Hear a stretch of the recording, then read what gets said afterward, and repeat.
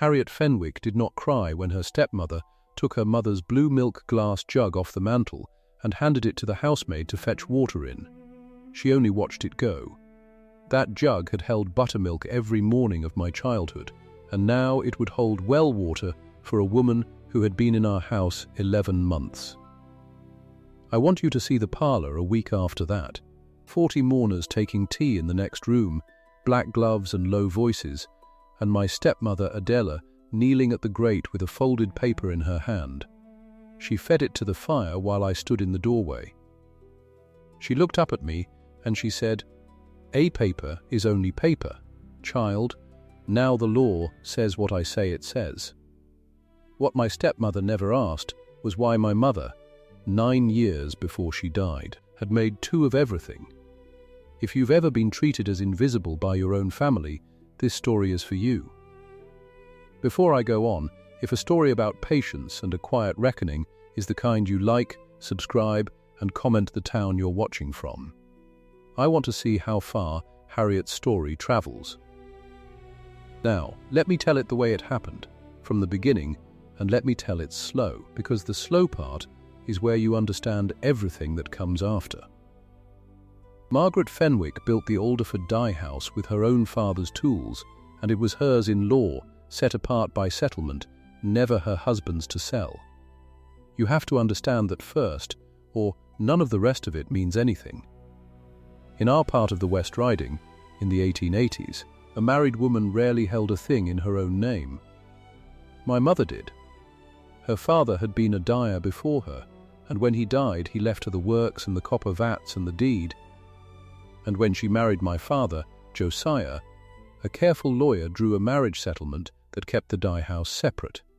Hers, not his to sell, not his to mortgage, not his to leave to anyone but the person she named. She named me.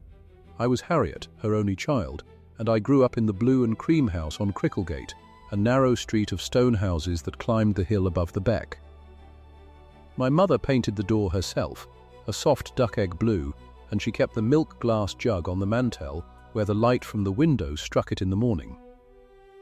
Every day it was full of buttermilk. That was the smell of the house. Buttermilk and lavender, and faint under everything, the copper and alum smell of the dye works that came home in my mother's clothes. She was a steady woman. I never once saw her hurry. She used to say a thing to me that I did not understand until I was grown, and then I understood it better than I have ever understood anything. She would say, "I never leave a thing that matters in only one place, Harriet." She meant it about small things first. A spare key hidden in the coal house, and another sewn into the hem of her cloak. The recipe for her best indigo, written in 2 books, kept in 2 rooms. Money in the bank, and money in a tin. She had lost her own mother young, and learned early that the world takes things, and that the answer to a world that takes is not to weep, the answer is to keep a second copy. I want to tell you about one afternoon, because it matters more than it seemed to at the time. I was perhaps 11. My mother took me down the hill and into the town, to a gravestone building with a brass plate that read Draycott and Vane, private bankers. Inside it was cool and dim and smelled of ink and wax. An old gentleman with white side whiskers came to the counter and called my mother Mrs. Fenwick with great respect, and she called him Mr. Vane. They spoke for a while about matters I did not follow, and then my mother put her gloved hand flat on the counter, and she turned to me, and she said, low, so that only I would hear it, "Mr. Vane keeps the twin of my will locked here. Harriet, a paper burns. 2 papers are harder to burn." I was 11. I wanted my dinner. I half heard it and I forgot it, the way you forget a thing your mother says 100 times, because you are certain she will always be there to say it again. That sentence went down inside me, and it lay there for 9 years, quiet, like a seed in the cold ground. Remember it. My mother did not say a single word by accident. Let me tell you the plain figures, because this whole story turns on them, and because my mother would have wanted them told plain. The dye house, the works and the vats and the goodwill and the land it stood on was valued at £8,000. The house on Cricklegate was valued at £3,400. Together, £11,400. In our town, in those days, that was a fortune. That was more than most men in Alderford would see pass through their hands in a lifetime of Sundays. And every penny of it, the works and the house both, my mother had willed to me, plainly and in order, 9 years before she ever fell ill. She made the will young because she made everything young. She did not wait for the world to warn her. She warned herself. She fell ill in the autumn I turned 21. It came on slow, a cough that would not clear, and then it came on fast. I nursed her through the last of it in the front bedroom of the Cricklegate house, and my father sat on the stairs outside the door with his head in his hands. Because he loved her, and he did not know what to do with a grief that large. She was not afraid. I remember that. She held my hand near the end, and she was as steady dying as she had been living. She told me to be good and to be patient, and she told me, I did not weigh it then, she told me that everything was seen to, that I was not to worry about the after, that she had left things in order and in more than one place. Then she was gone, and we buried her in the churchyard under the yew, and the whole town came, because the whole town had worn cloth she had died. The will was read once, quietly, in our own parlour, by our family solicitor, a soft man named Pruitt. Everything to me, the dye house, the house, all of it, to be held in trust and managed until I came of full age, with my father to see to it in the meantime. There was nothing strange in it, and nobody thought there would be. My mother had said what she meant for years, and here it was in her own clear hand. Pruitt folded it up and left the household copy in the walnut writing box in the parlour, the box with the brass lock that had been my mother's, and there it sat, and tucked in the back of that same box, folded small, there was a receipt in my mother's hand that I did not open and did not think about. Because grief makes you blind to paper. Hold that receipt in your mind. It is going to matter more than anything else in this story. My father did not last long as a widower. Grief hollowed him, and into that hollow, 11 months after we filled my mother's grave, walked Adela Marsh. She was a widow herself, or said she was, 46 years old and handsome in a way that filled a room. She had a laugh that made men feel clever. She came to the church socials, and she was kind to my father in his sorrow, and she was kind to me, at first in front of him. 11 months after the funeral he married her. I stood in the church and watched it, and I told myself my mother would have wanted him not to be alone. I was raised to be dutiful. I was raised to be quiet. That was my mother's one mistake with me, and I do not blame her for it. She raised me to be steady like herself, and she meant to be there to teach me the other half. The half where steadiness has teeth. She ran out of time to teach me that. So I mistook my own patience for weakness for a long while. I thought being quiet and being helpless were the same thing. They are not. But it took me the length of this story to learn it. Adela did not come alone. She brought a grown son, Julian Marsh, 27, a well-dressed young man with soft hands and a good coat and no work in him anywhere. He smiled a great deal. He called me little sister in a voice like syrup.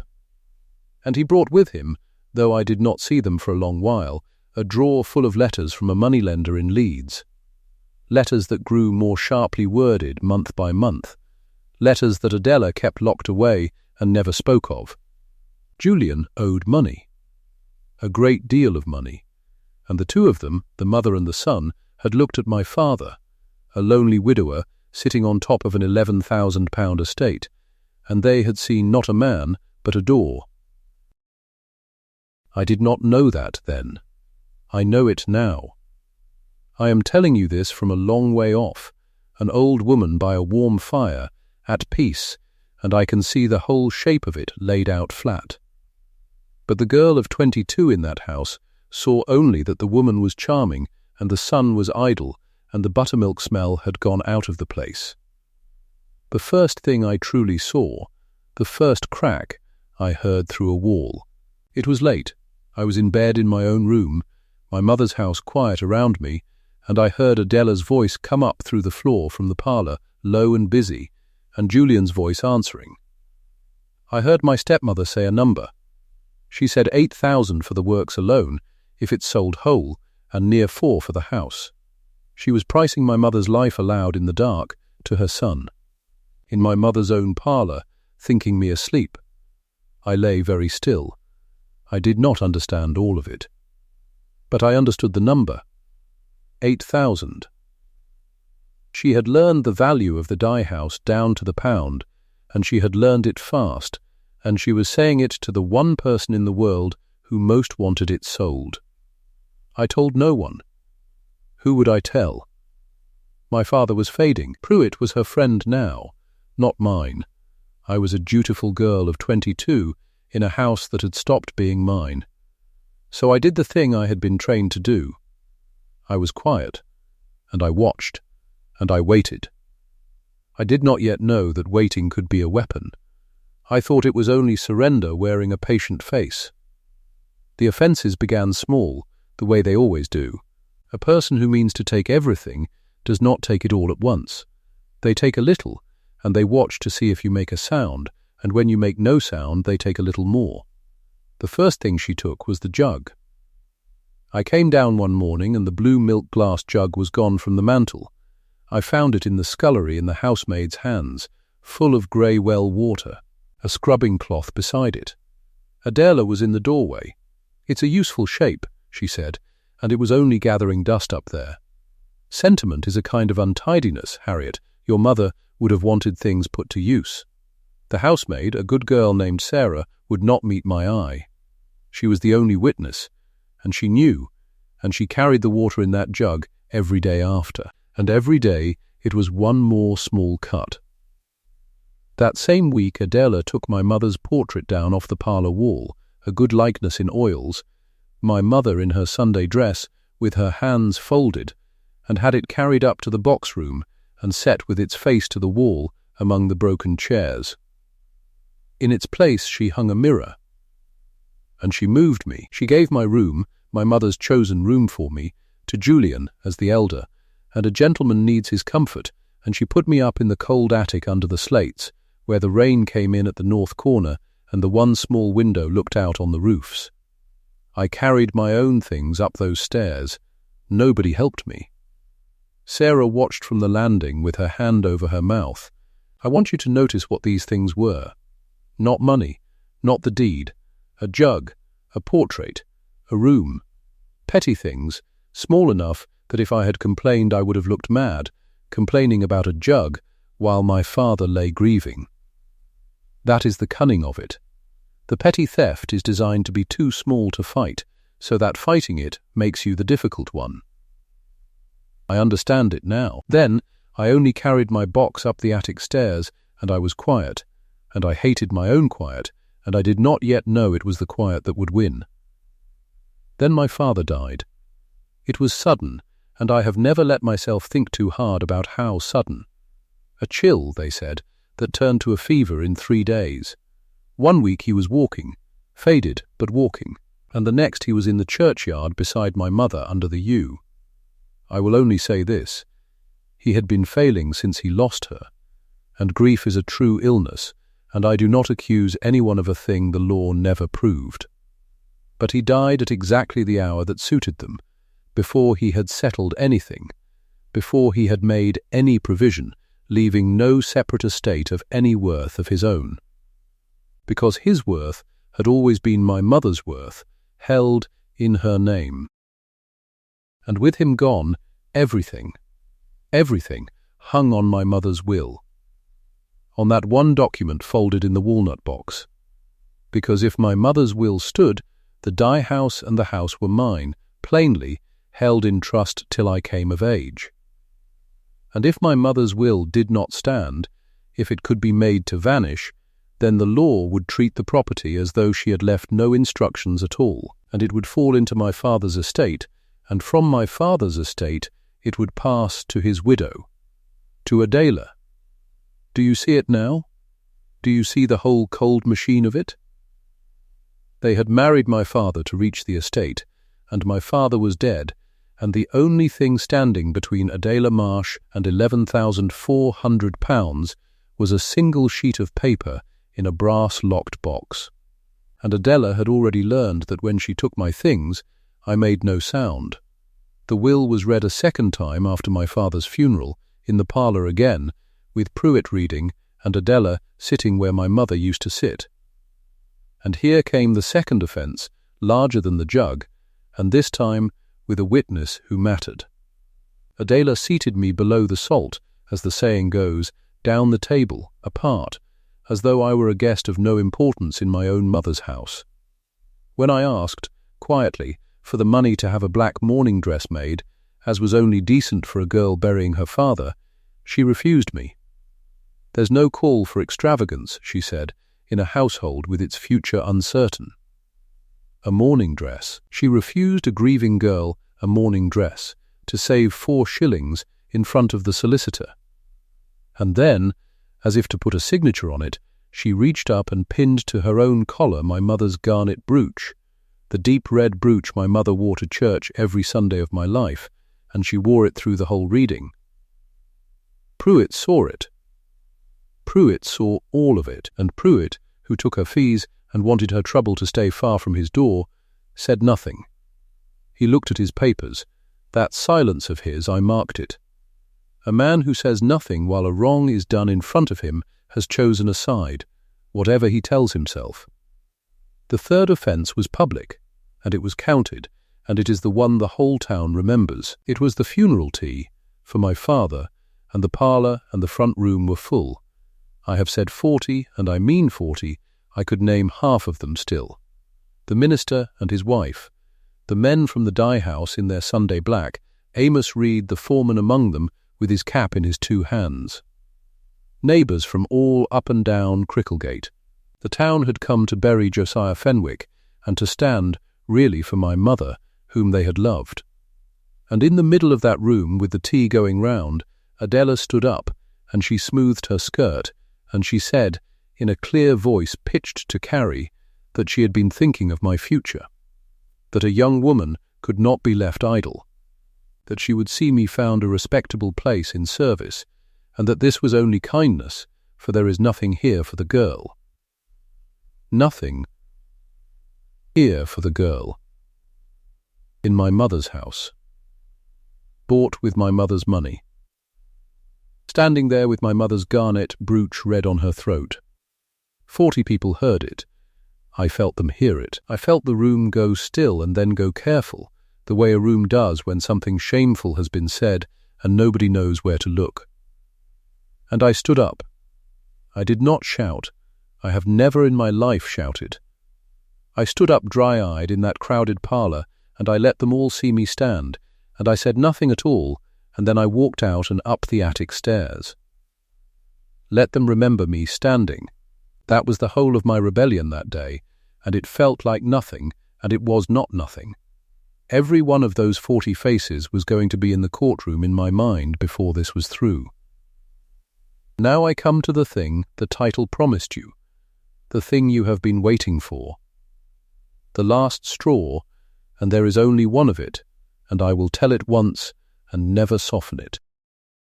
That same evening, the mourners gone, the house emptied out to just us and Sarah clearing cups, Adela went to the walnut writing box.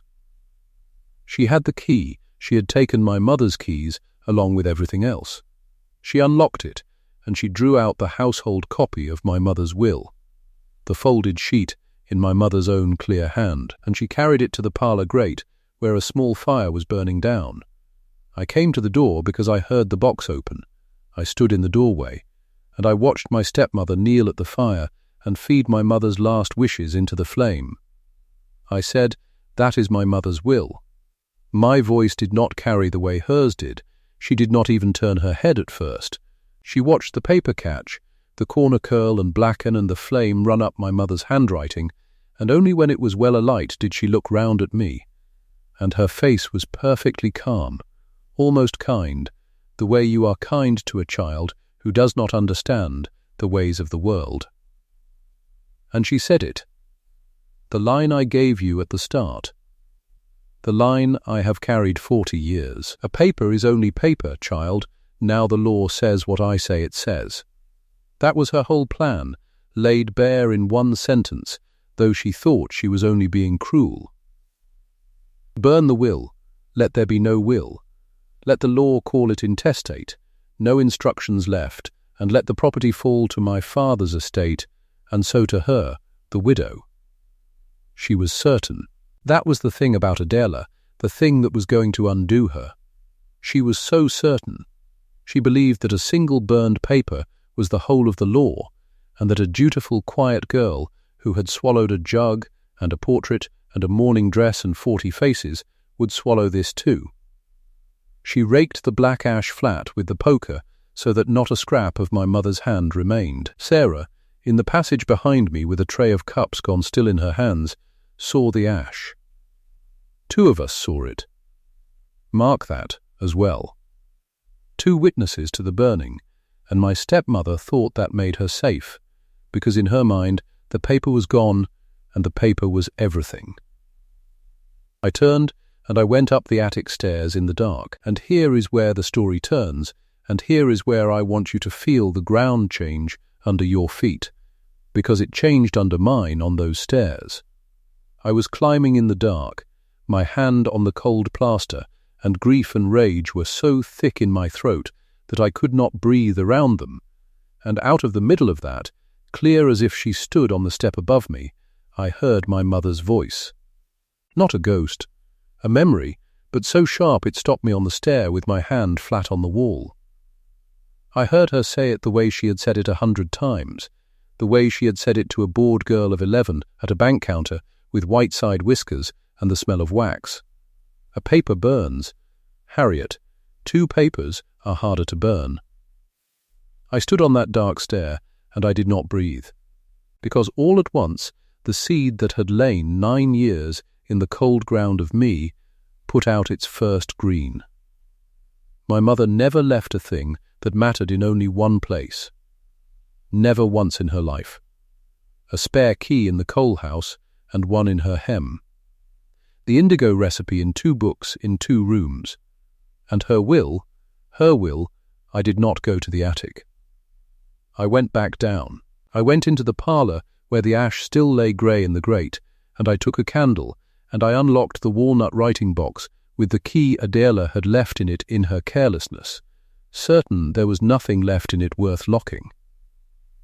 I lifted out the empty tray where the will had lain, and underneath, folded small in the back, was the receipt I had not opened in the year since my mother died. The receipt I told you to hold in your mind.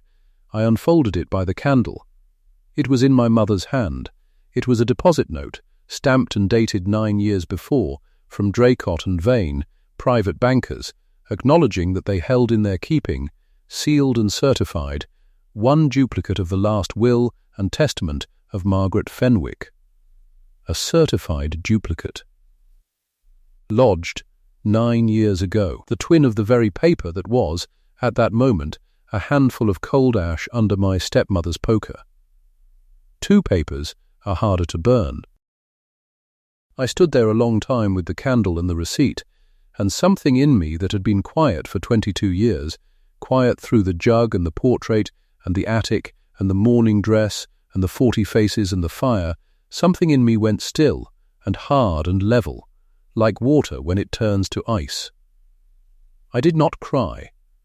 I had not cried at the jug, and I did not cry now. What I felt was not grief any more. It was my mother, reaching 9 years through the cold ground to put a blade in my hand.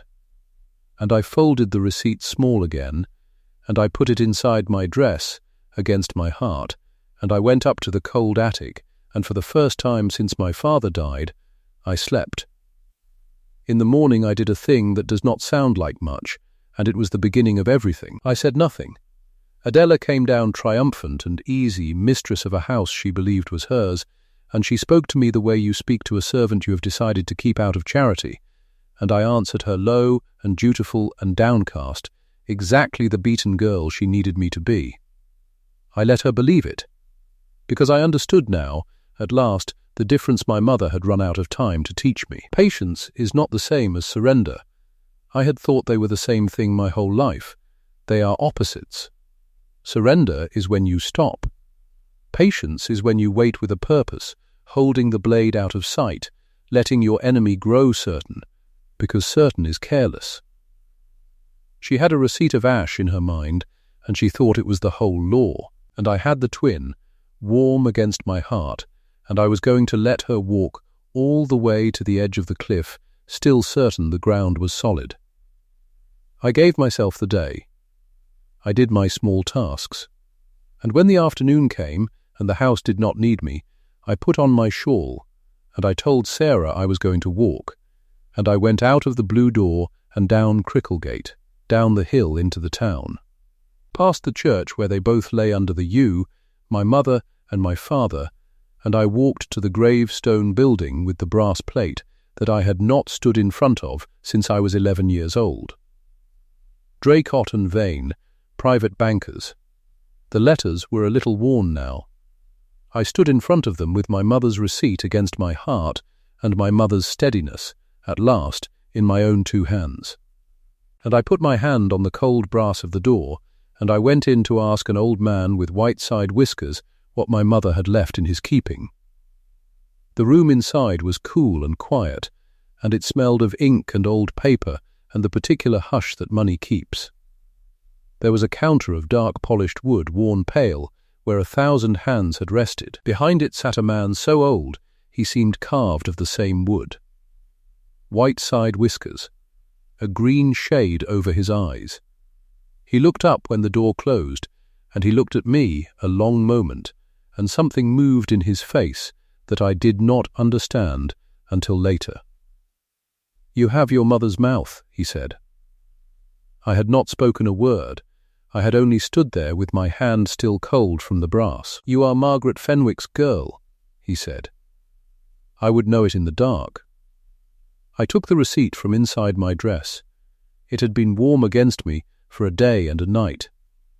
I laid it on the counter and I smoothed it flat with 2 fingers, the way you smooth something you are afraid to let go of. The paper was 9 years old. The ink had gone a little brown. My mother's hand. "I have come to ask what my mother left in your keeping," I said. Mr. Vane did not reach for the receipt at once. He looked at it. Then he looked at me. Then he rose, slow, both hands on the counter to lift himself, and he went to a great iron door at the back of the room that I had thought was only a wall. 9 years she kept me her secrets, he said, more to himself than to me. 30, if you count her father before her. I kept the works accounts. I kept the settlement. And I kept this. He turned the key. The door swung heavy. She came to me on a Tuesday. You were with her, a little thing, 11 years old, with your boots wet from the beck. She said, "Cornelius, I want a second one made, certified, sealed, and put where no fire and no fool can reach it." I asked her what she feared. Do you know what she said? "No," I whispered. She said, "I fear nothing while I live. It is after I am gone that the wolves come to a house." He drew out a flat box. From the box, a folded packet, heavy with 2 seals of red wax, unbroken, bright as the day they were pressed. She was not a woman who feared shadows, your mother. She feared the true thing. And she was right to. He laid it on the counter beside the receipt. The twin seals caught the light. "This is a certified duplicate of the last will and testament of Margaret Fenwick," he said. "It is valid at probate. It is as good in law as the original. Better, for the original, I am given to understand, no longer exists." His old eyes came up to mine. "Does it not?" "She burned it," I said, "my stepmother, in the parlour grate. 2 nights ago. She said a paper is only paper." For the first time the old man smiled, and it was not a kind smile. It was the smile of a man who has waited 30 years for a thing and has just watched it arrive. "A paper is only paper," he said softly, and 2 papers are harder to burn. Your mother said that to me across this very counter. I believe she said it to you as well. I could not answer. My throat had closed.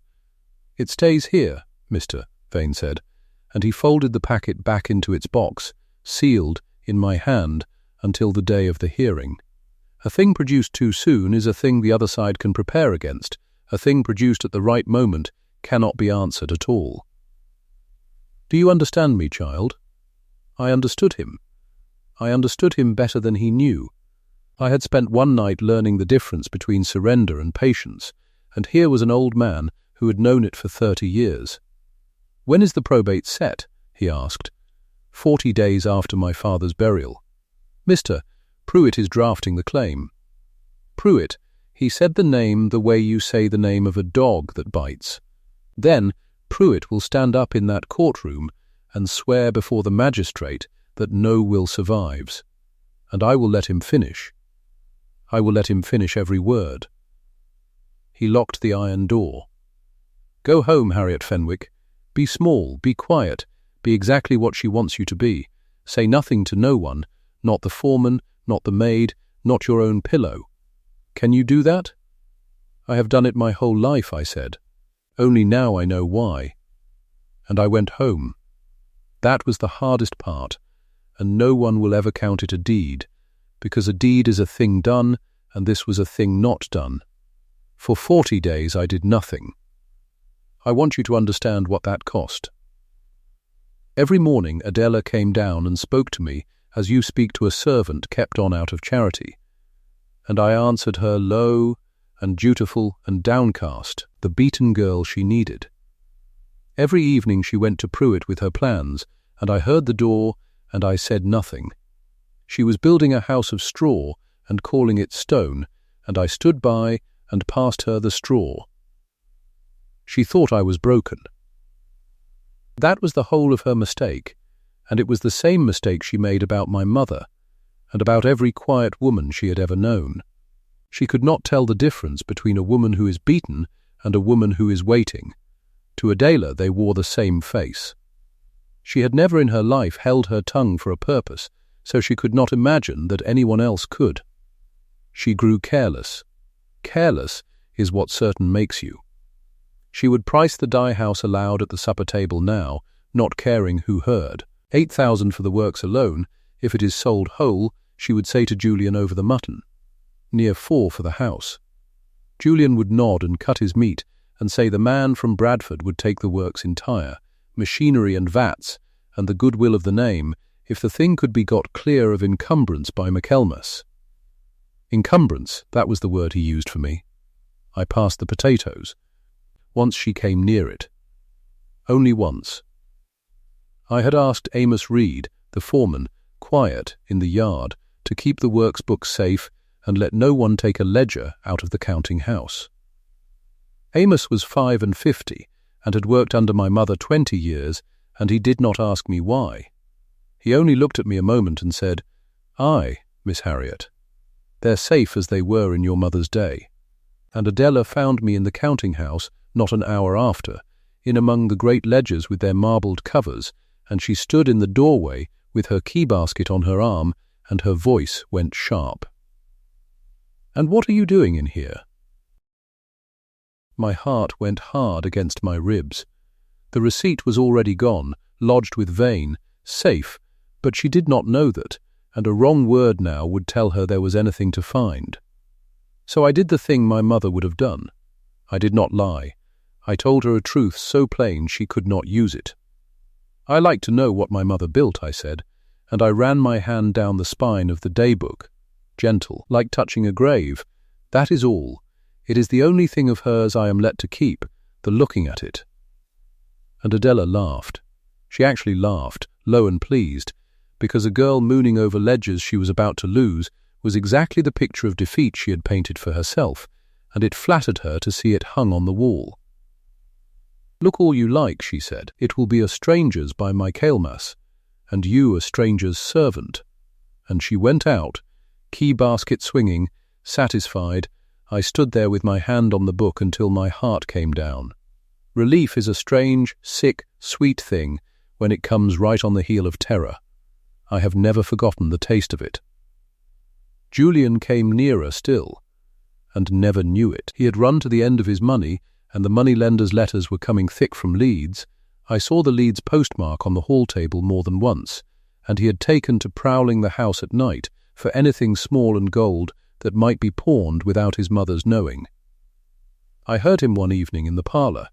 I stood in the dark of the stair, and I heard the lid of the walnut writing box go up, my mother's box, the brass lock forced I do not doubt, and I heard him rummage, and I stood there and let him. Because the box was empty of anything that mattered now. He was pawing at the very drawer where the receipt had lain, and the receipt was 2 miles off behind an iron door, and he did not know. And he shut the lid at last with a curse for finding only old letters and a dry inkwell, and he never knew how close his hand had come to the thing that would have saved him. He might have burned it. He might have thought to look for what his mother had missed. He did not. He was a man who believed a good coat outranked a deed, and men like that never look hard, because looking hard is work. So the 40 days ran out, and the day came. The probate hearing was held in the county court at Alderford, a plain stone room with tall windows and a rail of dark wood, and the magistrate up on his bench like a heron. And the whole town came. They came because they had been at the funeral tea. 40 of them had heard Adela stand up in my father's house and say there is nothing here for the girl, and now they came to see the thing finished, some of them sorry for me, and some only hungry for the sight. Amos Reed sat near the front in his Sunday black, and Adela came in on Julian's arm in her best mourning silk, and pinned at her throat, bright against the black, was my mother's garnet brooch. I sat where they put me, below and to the side, small and quiet, my hands in my lap. Mr. Pruitt rose. He had his papers, his intestacy claim, drawn up fine and false, and he laid it all out for the magistrate in his dry lawyer's voice. Josiah Fenwick, deceased, had died possessed of the estate of his late wife Margaret, the said estate having fallen into his own on her death, no separate will of Margaret Fenwick surviving to direct otherwise. He, Pruitt, had made diligent search. No will survived. The household copy was, he cleared his throat here, delicate, understood to have been destroyed, in grief, some time since.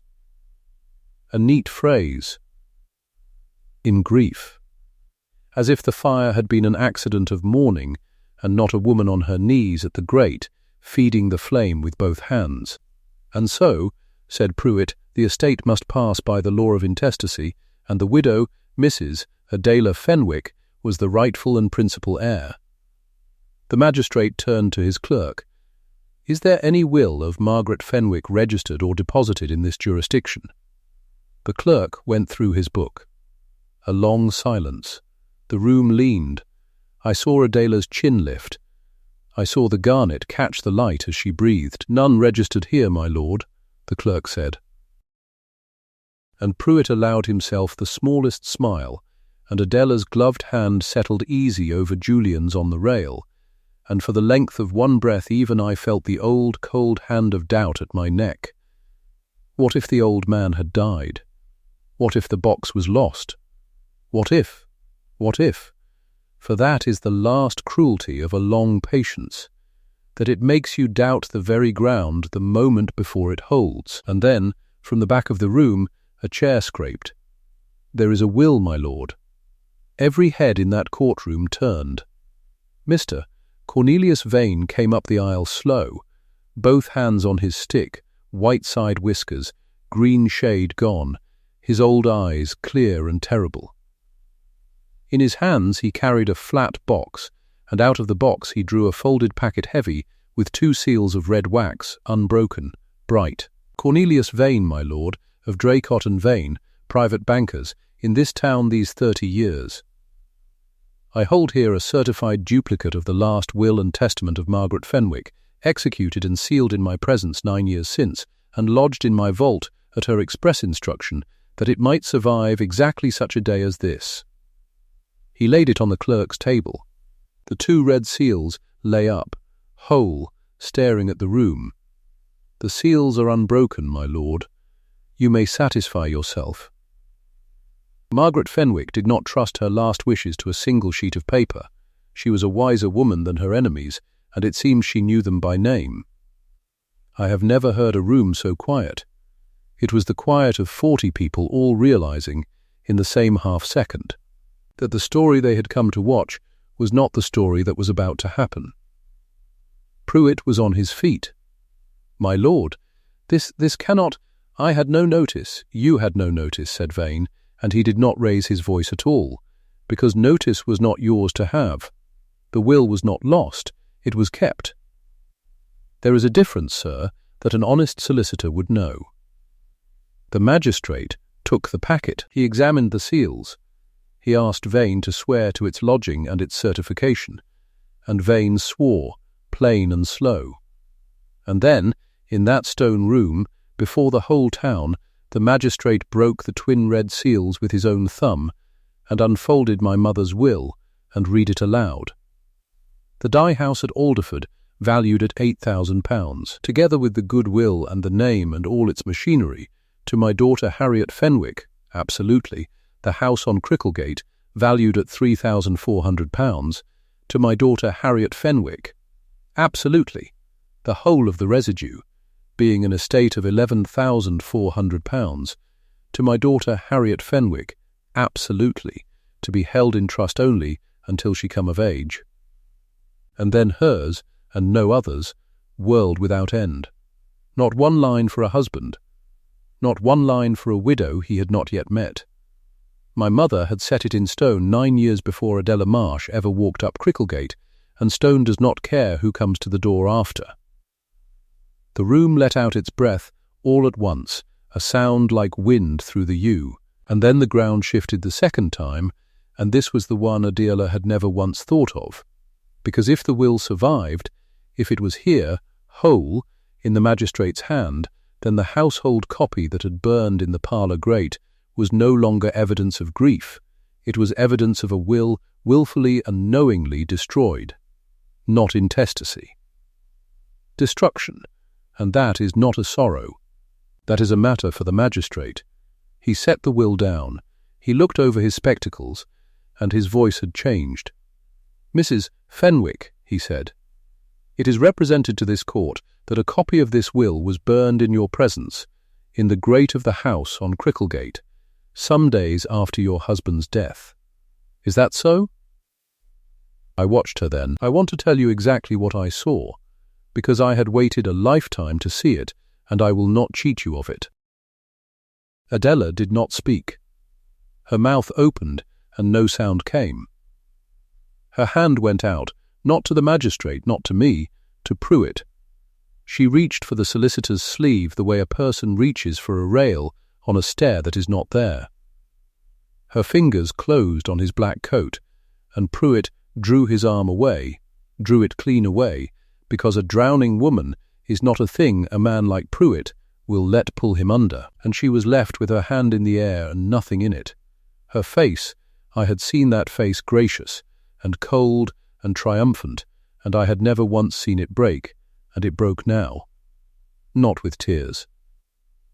Adela did not weep. It went to pieces from the inside, all the certainty draining out of it at once, and what was left was an old woman in a good silk dress, with another woman's garnet at her throat and no ground under her feet. "The brooch," said the magistrate to his clerk, quite mildly, let it be noted in the record. Garnet, worn by the widow, identified as the property of the late Margaret Fenwick, and forming part of the estate here, devised to the daughter. The clerk wrote it down.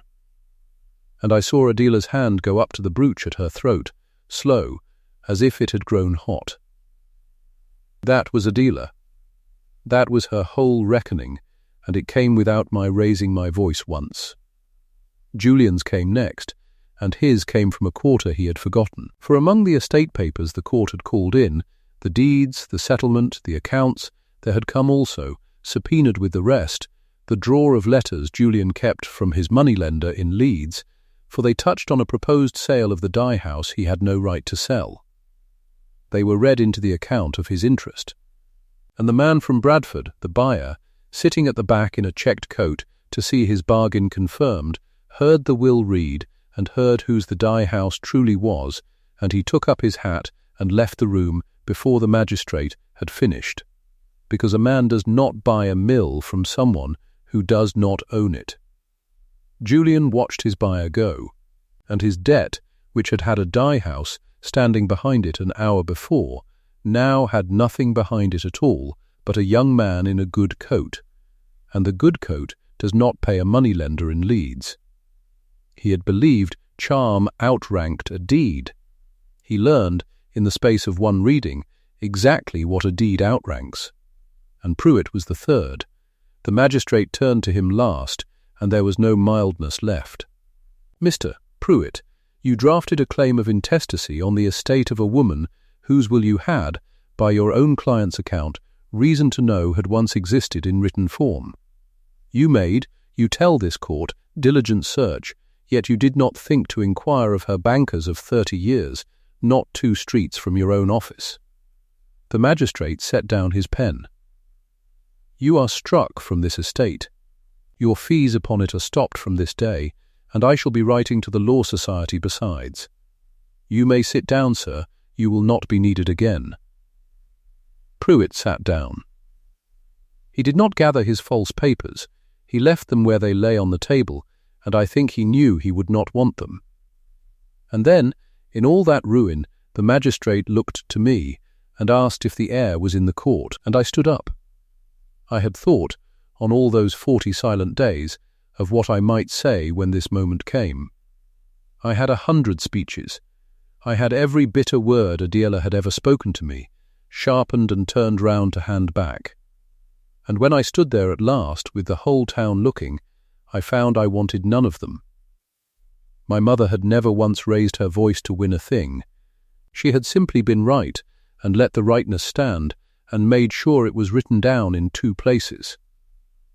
So I said only one thing. I said it dry and plain, into the quiet. My mother never trusted a single copy of anything, I said. Neither, it seems, did her bank. And I sat down. And that was all I said in that courtroom, and it was enough, because it was true, and true was the only weapon my mother had ever needed. They gave me the estate whole, the dye house, the house on Cricklegate, the £11,400 of it, all of it, mine, as my mother had written it 9 years before she died. And I walked out of that stone room into the grey Yorkshire afternoon with Amos Reed at my shoulder, and he did not say anything grand either. He only took off his hat as I passed, the way he had used to take it off for my mother, and put it back on, and said, "Vats'll want lighting Monday, Miss Fenwick." As if the world had only paused a moment and was now going on. Which is exactly what it was doing. I might end it there. But there is one scene more, and I will tell it, because a wrong is not truly answered until the one who did it comes back to the door and asks. It was some weeks on. The leaves were turning. I was in the counting-house of my own dye house, my mother's ledgers open in front of me, learning the trade Amos was teaching me, when there came a knock at the yard door, soft, not a workman's knock. And Adela stood there. She had aged a year for every week. The silk was the same, but she was smaller inside it. Julian was gone, to sea, I had heard, a berth on a ship out of Liverpool, running from the Leeds man who wanted his money and did not care that the dye house had slipped away. So she had come alone. And she had come to ask. "I find myself," she said, and even now the pride fought her every word, without provision. Josiah left nothing of his own. "I am a widow, Harriet. I am asking whether there might be an allowance and a roof for a season, until I am settled." I looked at her a long time. I was not gloating. I want you to know that. I was very tired and very calm, and I was thinking of my mother. "There might," I said, "on 2 conditions. I did not raise my voice. I had learned from a master not to. The first is that my mother's garnet brooch comes back, not to me. To the walnut box on the mantel where she kept it, where it will stay and where you will not touch it again. Her hand went to her collar. The brooch was there. It had been there through everything. She unpinned it, slow, and she laid it on the counter between us, and I did not pick it up. I let it lie. And the second, I said, is the roof. You will not have it here. But I will do for you what you were so ready to do for me. I will find you a respectable place, lodgings in the town, modest, decent, paid for a 12-month, as one finds a respectable place. I met her eyes, for there is nothing here for you. I gave her back her own words, the very words that she had stood up before 40 people and said of me. There is nothing here for you. I said them quietly, without a raised voice, without a flush of temper, and I watched them land, and I saw that she knew them, knew every syllable, because a thing like that a person remembers on both ends, the saying and the getting back. She opened her mouth. I think, for one moment she meant to try for something, reconciliation, or a mother's name, or some soft old lie about how she had only ever meant the best. And she looked at my face, and she saw there was no door there for that, not because I had shut it in anger, but because it had simply, quietly, never been built. And she closed her mouth, and she took the allowance, because a woman with nothing takes what is offered, and she went out of my yard, and she did not knock at that door again. The brooch I put back in the walnut box on the mantel that same night, and it is there yet. 1 year on, and I will leave you here, in the honey light, because that is where I like best to sit.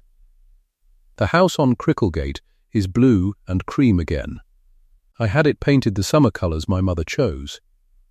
On the mantel stands the blue milk glass jug, back in its place, full of buttermilk from the Monday churning, cool and sweet the way it was every morning of my childhood, and I fill it myself, and no one carries water in it. Above the parlour fireplace my mother's portrait hangs again, brought up out of the box room. Her face to the light where it belongs, her steady eyes on the room she built. Some mornings I catch myself talking to it. I tell her the works are sound. I think she knows. The dye house steams at dawn under my hand, and Amos reads.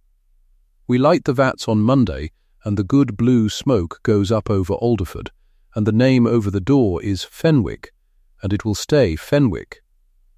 I drink my tea on the step in the early honey light, and I watch the town wake, and I am at peace in a way I did not know a person could be, who had spent her whole young life being quiet because she thought quiet was the same as small. Adela is in her Leeds lodgings, modest and decent and paid, and I am told she does not speak of us. Julian is somewhere on a cold grey sea, outrunning a debt that will be waiting on the dock however far he sails, for a lender in Leeds has a long memory and no coat impresses him.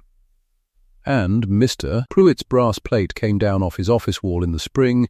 There is a draper there now, and the draper does honest trade, which is more than the plate ever saw. My mother taught me 2 things, and I did not understand either of them until I was 22 and stood alone against people who meant to take everything she left me. The first is that what is true you keep in 2 places, because a paper burns, but 2 papers are harder to burn, and the truth kept twice will outlast any fire that a frightened, greedy hand can set. And the second, the one that cost me the most to learn, is that patience is not the same as surrender. Surrender is when you stop. Patience is when you wait, with your purpose held quiet out of sight, and let the truth choose its own hour to stand up in the back of the room. She waited 9 years to protect me, and I never heard her raise her voice once. I only had to be worthy of the waiting. The buttermilk is cool, the vats are lit, the light comes up gold over the moor, and I am home, and it is all still true. Wherever you are watching from tonight, comment the name of your town below. I would like to know how far my mother's story has travelled.